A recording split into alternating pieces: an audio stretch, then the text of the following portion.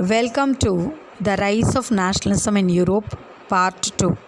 In the first part, we saw the dream of worldwide democratic and social republic by Frederick Surai, and we also saw about the idea of the nation came from the French Revolution, and we also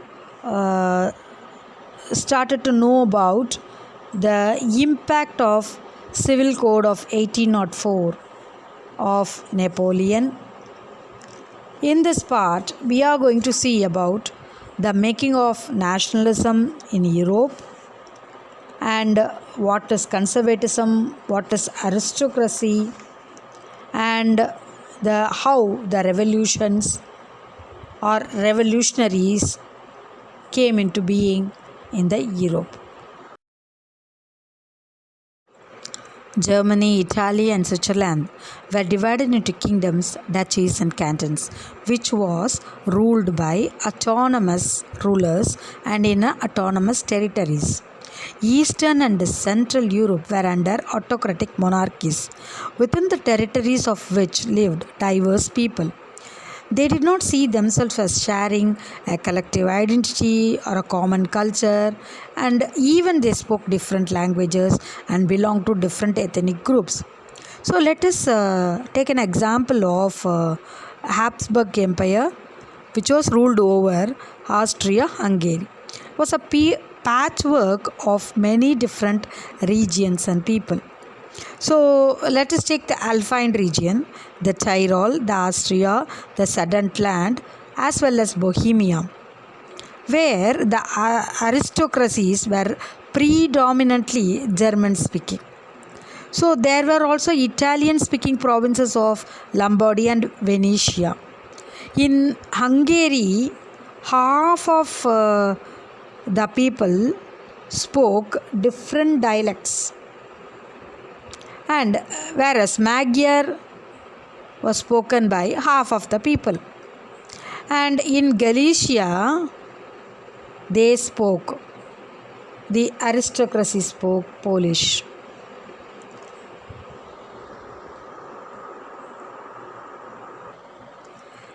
Besides these three dominant groups, there were many common peasants who belonged to mass subject: Bohemians and Slovaks to the north, Slovens in Carniolia, Croats to the south, and Romans to the east in Transylvania.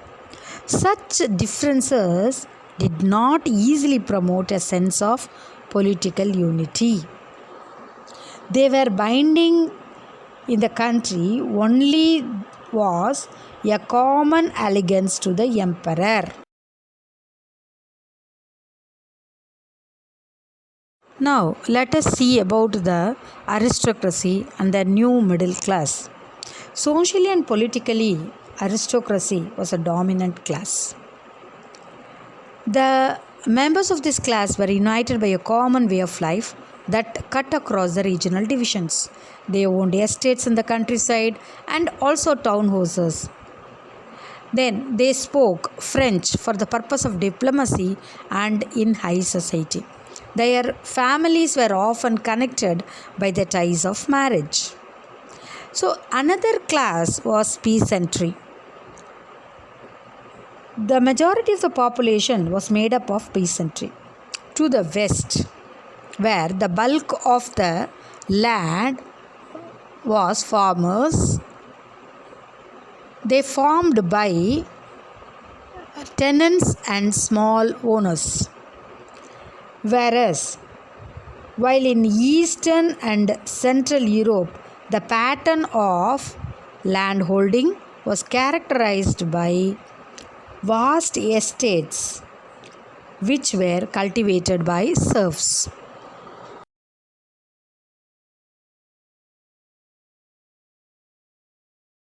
In the Western and parts of Central Europe, the growth of industrial production meant the growth of towns and emergence of commercial class. So, industrialization began in England in the second half of the 18th century, but in France and the parts of the German states, it occurred only during the 19th century. In its wake, a new social group came into being, working class and middle class, made up of industrialists, businessmen, professionals. And in Central and Eastern Europe, these groups are smaller in number till 19th century.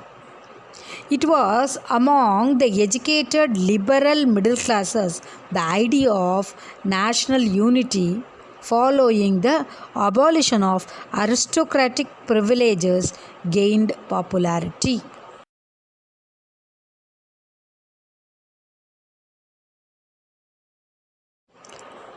What did liberal nationalism stand for? Now, let us understand liberalism in different models. The term liberalism is derived from the Latin root liber, meaning free. For the new middle class, liberalism means freedom for the individual and equality of all before the law. Politically, liberalism means it emphasized the concept of government by consent. And as per French Revolution, it means the end of autocracy and clerical privileges, a constitution and a representative government through parliament. As per economic meaning, freedom of markets and the abolition of state imposed restriction on the movement of goods and capital. So, let us take an example of a German speaking region, the first half of the 19th century.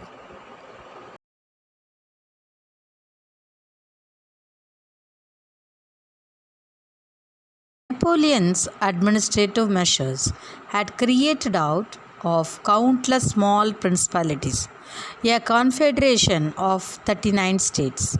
Each of these possessed its own currency, weights, and measures. A merchant traveling in 1833 from Habsburg to Nuremberg to sell his goods, he would had to pass through 11 custom barriers and pay a custom duty of about 5% at each of them. So let us take the system, how the system of weights and measures different in different places affect the trade.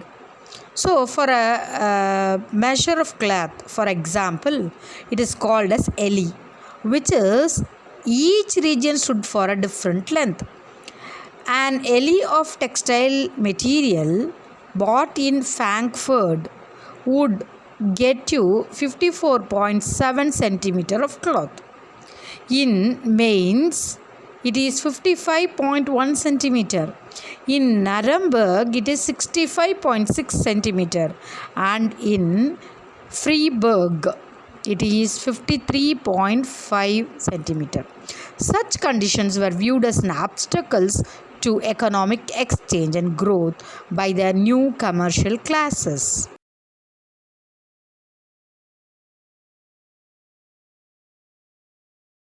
In 1834, a customs union or Julverian was formed at the initiative of Prussia and joined by most of the German states. The union abolished tariff barriers and reduced the number of currencies over 30 to 2. The creation of a network of railways further stimulated mobility, hastening economic interest to national unification. A wave of economic nationalism strengthened the wider nationalistic sentiments growing at that time. Here in this map, you could see Prussian Customs Union with the dark navy blue color. Then after that dark blue color with new entries in 1828. Then German Customs Union in 1834, Zollverein. Then new entries by 1838. Then new entries by 1842, and the green color gives the new entries by 1854. So from this map we could understand the Zollvereian's influence has been growing. We know that conservatism is a political philosophy that stresses the importance of tradition, establishes institutions and customs, and prefer gradual development to the quick change. So let us discuss what is a new conservatism after 1815. The conservatives believed that established traditional institutions of state and society like monarchy, the church, the social hierarchies, property and the family should be preserved. Most conservatives felt that the changes initiated by Napoleon, that modernization could in fact strengthen the traditional institutions like monarchy. It could make state power more effective and strong. A modern army, an efficient bureaucracy, a dynamic economy, the abolition of feudalism and serfdom could strengthen the autocratic monarchies of the Europe. In 1815, representatives of European power, Britain, Russia, Prussia and Austria, who had collectively defeated Napoleon, met at Vienna. The Congress was hosted by the Austrian Chancellor Duke Metternich. The delegates drew up the Treaty of Vienna with the objective of undoing the most of the changes that had come about in Europe during Napoleonic Wars.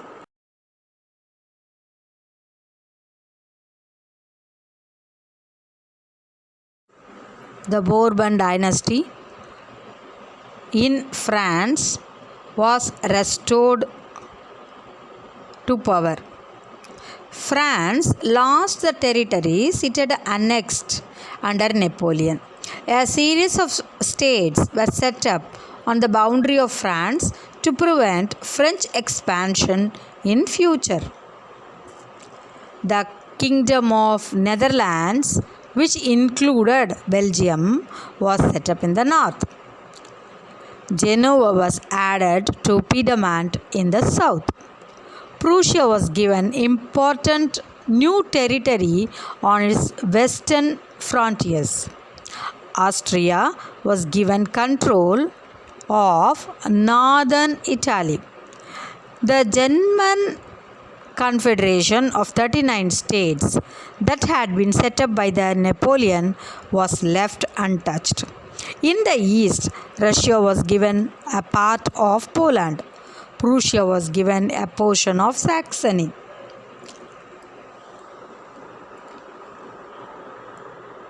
The main intention was to restore the monarchies that had been overthrown by Napoleon and create a new conservative order in Europe.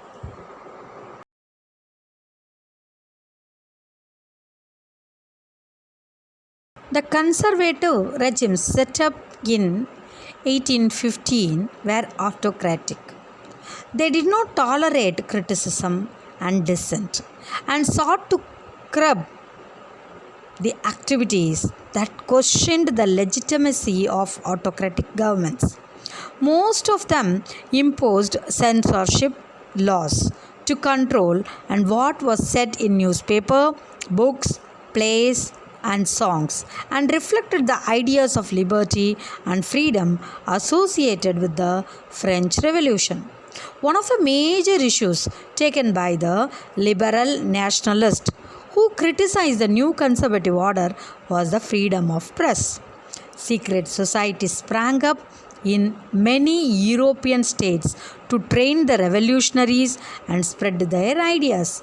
And most of these revolutionaries also saw the creation of nation states as a necessary part of the struggle for freedom.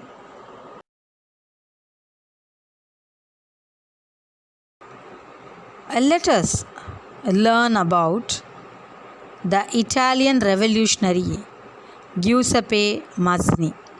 He is born in Genoa in 1807. He became the member of secret society of the Carbonari.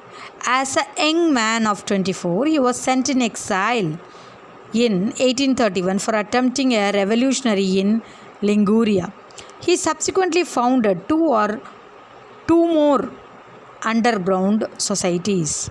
First, Young Italy in Marseilles and then Young Europe in Bern, whose members were like-minded young men from Poland, France, Italy and the German states. Masini believed that the God has intended nations to be the natural unit of the mankind. So, Italy could not continue to be a patchwork of small states and kingdoms. Following his model, secret societies were set up in Germany, France, Switzerland and Poland. And Masini relentlessly opposition to monarchy and his vision of democratic republics frightened the conservatives. Metternich described him as the most dangerous enemy of our social order.